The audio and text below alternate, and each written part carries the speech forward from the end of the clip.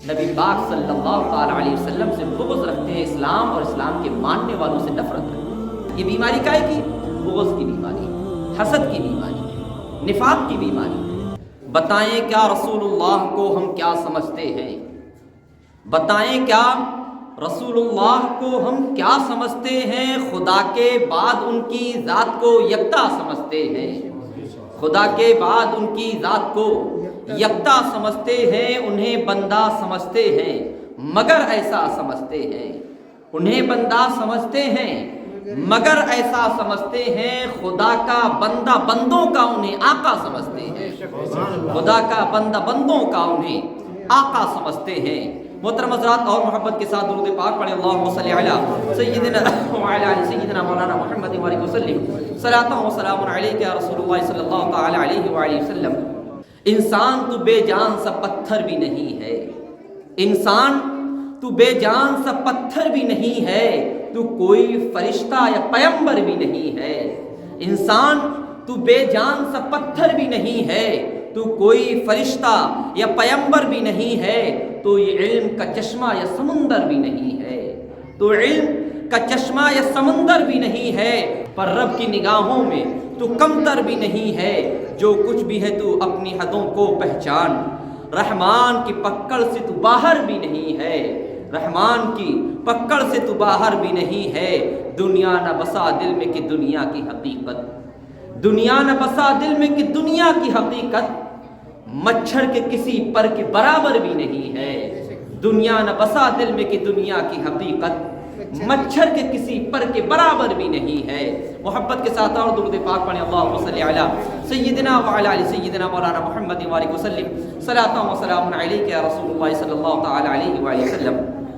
محترم حضرات، آج میں نے خطبہ مسنونہ کے بعد قرآن مقدس کی پہلی سورت سورہ بقرہ کی آیت نمبر 8 کی تلاوت کی۔ وَمِنَ النَّاسِ مَن يَقُولُ آمَنَّا بِاللَّهِ وَبِالْيَوْمِ الْآخِرِ وَمَا هُمْ بِمُؤْمِنِينَ۔ اللہ رب العزت ارشاد فرماتا ہے، کچھ لوگ کہتے ہیں کہ ہم اللہ اور آخرت پر ایمان لے آئے، آخرت کے دن پر ایمان لے آئے۔ کچھ لوگ ہیں، بعض لوگ ہیں جو کہتے ہیں کہ ہم ایمان لے آئے، کس پر؟ اللہ پر اور آخرت کے دن پر ایمان لے آئے، اور وہ ایمان والے حقیقتاً نہیں ہے، حقیقت میں وہ ایمان والے نہیں ہیں۔ اللہ رب العزت نے ارشاد فرمایا کہ کچھ لوگ یہ کہتے ہیں، بعض لوگ ہیں جو یہ کہتے ہیں کہ ہم ایمان لے کر آ گئے اللہ پر اور قیامت کے دن پر، حساب و کتاب کے دن پر، اس بات پر حساب و کتاب کے دن پر ایمان لے کر آ گئے، یعنی حساب ہونا ہے، ذرے ذرے کا حساب ہونا ہے۔ کہتے ہیں کہ ہم ایمان لے کر آئے، لیکن حقیقت میں وہ ایمان لے کر نہیں آئے، حقیقت میں ایمان والے وہ نہیں ہیں۔ یخادعون اللہ، اور ایک بات یہاں اور کہ یہاں یہ 8ویں آیت ہے اور اس سے پہلے 7 آیتیں گزر چکی ہیں۔ پہلی آیت الف لام میم، جس کا صحیح ترجمہ اللہ اور اللہ کے رسول بہتر جانتے ہیں۔ اس کے بعد کی 4 آیتیں جو مومنین کے حق میں نازل ہوئی، اور 2 آیتیں کافرین کے حق میں نازل ہوئیں، یعنی جن لوگوں نے اللہ رب العزت کے احکامات کو کھلم کھلا انکار کر دیا، اللہ کے حکم کو کھلم کھلا منع کر دیا کہ نہیں ہم یہ نہیں مانیں گے، کھلے ہوئے تھے، ان کے حق میں صرف 2 آیتیں نازل ہوئی، اور یہاں سے تقریباً 13 آیتیں 13 آیات منافقین کے حق میں نازل ہوئی۔ منافقین کون ہیں؟ منافقین وہ ہیں جو بظاہر تو ایمان رکھتے ہیں، بظاہر تو مسلمان نظر آتے ہیں، بظاہر تو وہ سجدے کرتے ہیں، بظاہر تو قرآن کی تلاوت کرتے ہیں، بظاہر تو نبی پاک صلی اللہ تعالی علیہ وسلم پر درود و سلام بھیجتے ہیں، بظاہر تو نبی کو نبی مانتے ہیں، رسول مانتے ہیں، پیغمبر مانتے ہیں، شافع مانتے ہیں، لیکن حقیقتاً نبی پاک صلی اللہ تعالی علیہ وسلم سے بغض رکھتے ہیں، اسلام اور اسلام کے ماننے والوں سے نفرت رکھتے ہیں۔ تو بہت سی ہم آیتیں قرآن مقدس کی پڑھیں گے کہ جن امتوں نے اپنے انبیاء کو بشر کہا، اپنے جیسا کہا، اللہ رب العزت نے ان کو ایمان سے ہٹا دیا اور ان پر عذاب نازل فرما دیا، صورتیں مسخ کر دی، چہرے بدل دیے ان کے، صرف کس لیے کہ انبیاء کی برابری کرنے کی بنا پر۔ خود نبی پاک صلی اللہ علیہ وسلم کے بارے میں بھی اللہ رب العزت نے ارشاد فرمایا قرآن پاک کہ اپنی آواز کو نبی پاک صلی اللہ تعالی علیہ وسلم کی آواز کے مقابل نہ کرو، برابر نہ کرو۔ اگر تم اپنی آواز ان کی آواز کے مقابل کرو گے تو تمہارے اعمال غارت کر دیے جائیں گے، ختم کر دیے جائیں گے اور تمہیں خبر تک نہ ہوگی، پتہ بھی نہ چلے گا۔ تو یہاں پر کیا ہے، 13 آیتیں منافقین کے لیے۔ تو اس میں یہ بھی ہو سکتا ہے کہ صاحب اس لیے 13 آیتیں منافقین کے لیے آئی کہ شاید انہیں شرم آ جائے، شاید یہ سمجھ جائیں، شاید انہیں اللہ کا خوف آ جائے۔ کافرین کے لیے تو کہہ دیا کہ بھئی انہیں سمجھاؤ یا نہ سمجھاؤ ان کے سمجھ میں آنے والا نہیں، کیونکہ ان کے کانوں پر اور ان کے دلوں پر مہر کر دی کی جا چکی، کفر تالے لگ چکے ہیں، انہیں سمجھانے اور نہ سمجھانے سے کوئی فرق نہیں پڑتا۔ اور یہ جیسے اس زمانے کے جو کافر تھے ابو جہل ابو لہب جیسے، کہ انہیں سمجھانے سے کوئی فرق نہیں پڑتا، لیکن منافقین کے بارے میں اتنی آیتیں آئی۔ آگے ارشاد فرمائے یخادعون اللہ والذین آمنوا وما یخدعون الا انفسهم وما یشعرون۔ وہ دھوکہ دینا چاہتے ہیں، فریب دینا چاہتے ہیں۔ کس کو فریب دینا چاہتے ہیں، کس کو دھوکہ دینا چاہتے ہیں؟ اللہ کو اور ایمان والوں۔ یہ لوگ کیا کرتے ہیں؟ اللہ کو اور ایمان والوں کو دھوکہ دینا چاہتے ہیں۔ بظاہر تو یہ مسلمان لگتے ہیں لیکن حقیقت میں مسلمان نہیں ہے۔ پہلی آیت میں یہ ظاہر ہو گیا، بظاہر مسلمان لگتے ہیں لیکن حقیقت میں یہ ایمان لانے والے نہیں ہے۔ زبان سے صرف کہتے ہیں لیکن دل سے اس چیز کو نہیں مانتے، دل سے تسلیم نہیں کرتے۔ اگر دل سے تسلیم کرتے تو فتنہ نہیں پھیلاتے۔ کیا فرمایا کہ یہ بظاہر یہ ہے وہ دھوکہ دینا چاہتے ہیں، فریب دینا چاہتے ہیں اللہ کو اور ایمان والوں، لیکن دراصل وہ خود اپنے آپ کو دھوکہ دے رہے ہیں۔ حقیقت تو یہ ہے کہ وہ اللہ کو دھوکہ نہیں دے سکتے۔ اللہ تو قادر مطلق ہے، عالم الغیب ہے، وہ ہر چیز کی خبر رکھنے والا ہے، وہ تو دلوں کے رازوں کو جاننے والا ہے، اس کو دھوکہ کیسے دے لو گے؟ اور دوسری جگہ سورہ یونس میں آیا کہ جب یہ لوگ نہیں سورہ انفال میں آیا کہ جب یہ لوگ میٹنگیں کرتے ہیں تو اللہ رب العزت وہاں موجود ہوتا ہے، وہ سب ان کی چالوں کو جانتا ہے، وہ تو باخبر ہے، وہ اس سے کوئی چیز چھپی ہوئی نہیں۔ لیکن یہ لوگ بے وقوف ہیں، دھوکہ دینا چاہتے ہیں اللہ کو اور مومنین کو، فریب دینا چاہتے ہیں، لیکن دراصل وہ خود اپنے آپ کو دھوکہ دے رہے ہوتے ہیں، بے وقوفی کی وجہ سے دھوکہ دے رہے ہیں، مگر سمجھتے نہیں، جانتے نہیں، کیونکہ بے وقوف ہے۔ آگے اللہ رب العزت نے ارشاد فرمایا فی قلوبہم مرض فزادہم اللہ مرضا ولہم عذاب فی قلوبہم مرض فزادہم اللہ مرضا ولہم عذاب علیم بما کانوا یکذبون۔ ان کے دلوں میں بیماری ہے، ان کے دلوں میں بیماری ہے تو اللہ نے ان کی بیماری کو اور بڑھا دیا، زیادہ کر دیا۔ یہ بیماری کائے کی؟ بغض کی بیماری ہے، حسد کی بیماری ہے، نفاق کی بیماری ہے۔ اللہ رب العزت ان کی بیماری کو اور زیادہ بڑھا دیا۔ اس لیے بڑھایا کیونکہ منافقین ہیں، ان کے لیے دردناک عذاب ہے، اور جہنم کا عذاب بڑا سخت ہے، اور وہ وادی جہنم کی وہ جگہ جو سب سے زیادہ خطرناک ہے، وہ جو ہے منافقین کے لیے چنی گئی۔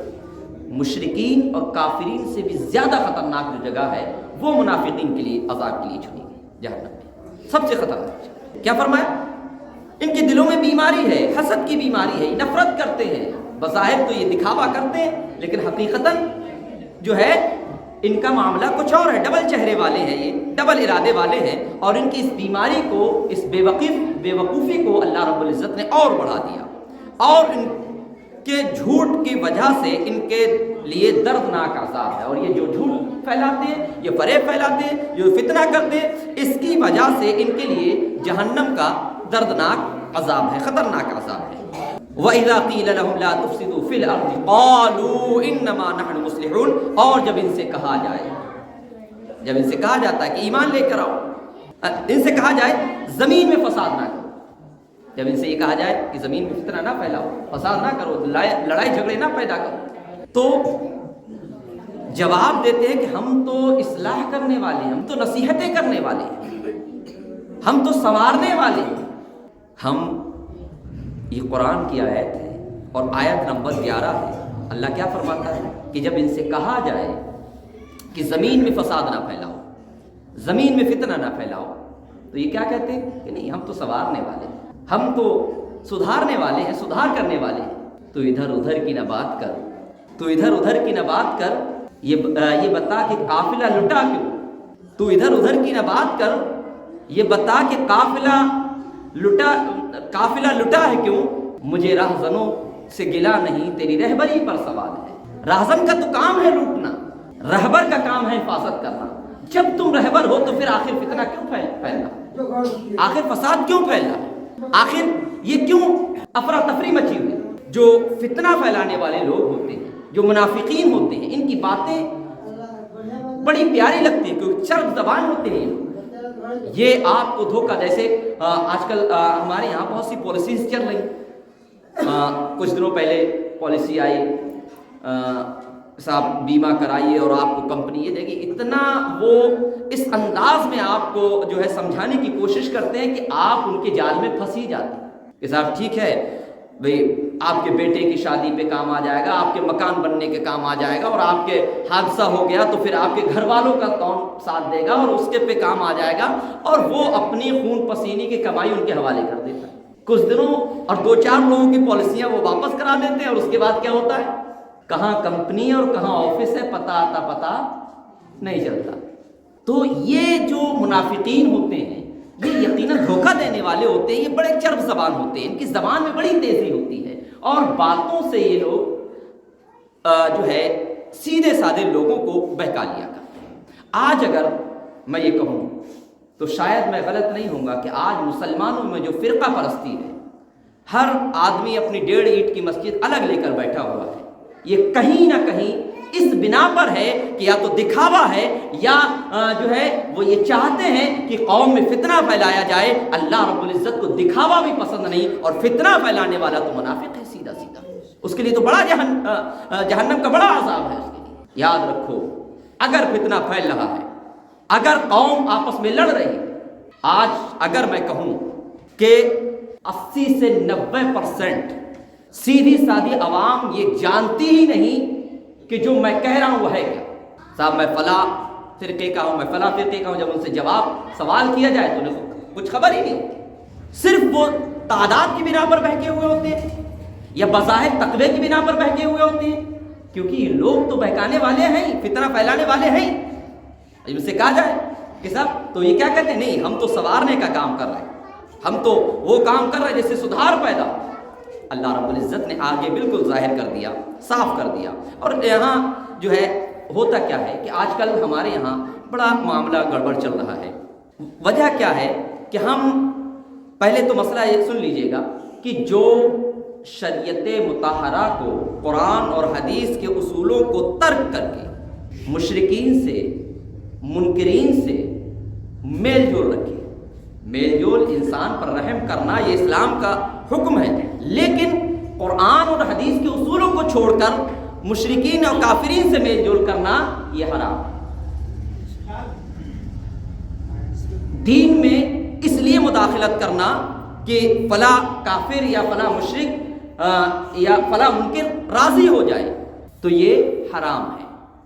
اسی کو صلاح کلیت کہتے ہیں، یعنی ہر چیز میں صلاح۔ ارے قرآن نے تو کیا فرما دیا، سورہ کافرون میں کہا لکم دینکم ولی دین، تمہارا دین تمہارے لیے، ہمارا دین ہمارے لیے، اور اس میں یہی فرمایا کہ جو تم کرتے ہو وہ میں ہرگز نہیں کروں گا، اور میں جو کرتا ہوں وہ تم ہرگز نہیں کرو گے۔ دین کا جہاں تک معاملہ ہے، ایمان کا جہاں تک معاملہ ہے، عقیدے کا جہاں تک معاملہ ہے، کوئی کمپرومائز نہیں ہے۔ آپ کو مدد کی ضرورت ہے تو آپ سب سے آگے مسلمان آ جائیں، کیونکہ مسلمان سے کہا گیا کہ تم تب تک مومن نہیں ہو سکتے کہ جب تک تمہارے ہاتھ اور تمہاری زبان سے تمہارا پڑوسی امن میں نہ ہو۔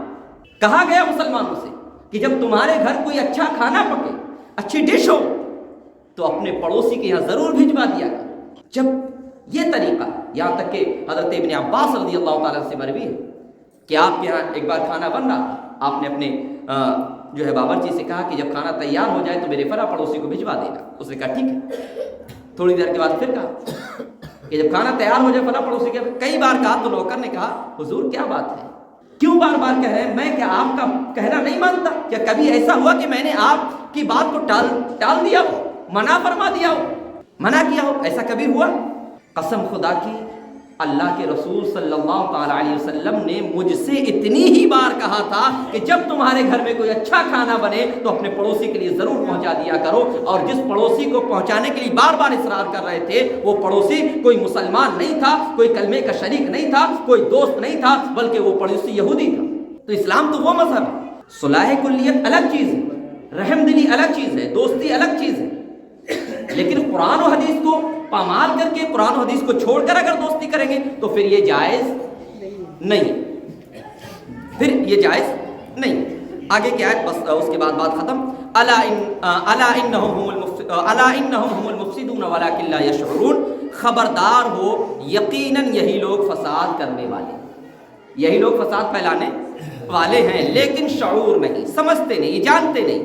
یہ وہ لوگ ہیں کہ جو فساد پھیلا رہے ہیں، یہ جانتے نہیں۔ یقین جانو کہ اسلام تو وہ مذہب ہے، اور یہ فساد کیسے پھیلاتے ہیں؟ فساد اصلاح کی ضد ہے۔ اگر آپ اصلاح کر رہے ہیں تو فساد نہیں ہونا چاہیے، اور اگر فساد ہو رہا ہے تو آپ یقیناً اصلاح نہیں کر رہے ہیں۔ کچھ چیزیں ایسی ہیں کچھ جگہ پر جو ہے، جیسے کوئی ایسا کھلا ہوا مشرک ہے جو ہمیشہ مسلمان اور اسلام کے خلاف سازشیں رکھتا رہتا ہے، تو اس کے خلاف یقیناً آپ جو ہے بالکل خلاف ہو جائیں، کوئی حرج کی بات نہیں۔ لیکن خامخواہ میں آپ جھگڑا پیدا کر رہے ہیں، اسلام میں، دین میں، قوم میں بلا وجہ جھگڑا پیدا کر رہے ہیں، تو یہ مناسب نہیں ہے۔ باقی انشاءاللہ پھر گفتگو ہوگی۔ اللہ رب العزت سے دعا ہے کہ رب تعالیٰ ہمیں کہنے سننے سے زیادہ عمل کرنے کی توفیق عطا فرمائے۔ میں نے جو عرض کیا ہے اس میں جو غلطیاں ہوئی ہوں، اللہ رب العزت سے دعا ہے کہ پروردگار عالم ہم تمام کوتاہیوں کو معاف فرمائے، مجھے، آپ کو، ہم تمام کو، تمام مسلمانوں کو صحیح معنوں میں مذہب اسلام کو سمجھ کر عمل کرنے کی توفیق عطا فرمائے۔ وَمِنَ النَّاسِ مَن يَقُولُ آمَنَّا بِاللَّهِ وَبِالْيَوْمِ الْآخِرِ وَمَا هُم بِمُؤْمِنِينَ، اور کچھ لوگ ہیں جو یہ کہتے ہیں کہ ہم اللہ پر اور قیامت کے دن پر ایمان لے کر آئے، لیکن حقیقت میں وہ ایمان والے نہیں ہیں۔ استغفر اللہ ربی من کل ذنب واتوب الیہ وما علینا الا البلاغ۔ السلام علیکم ورحمۃ اللہ وبرکاتہ۔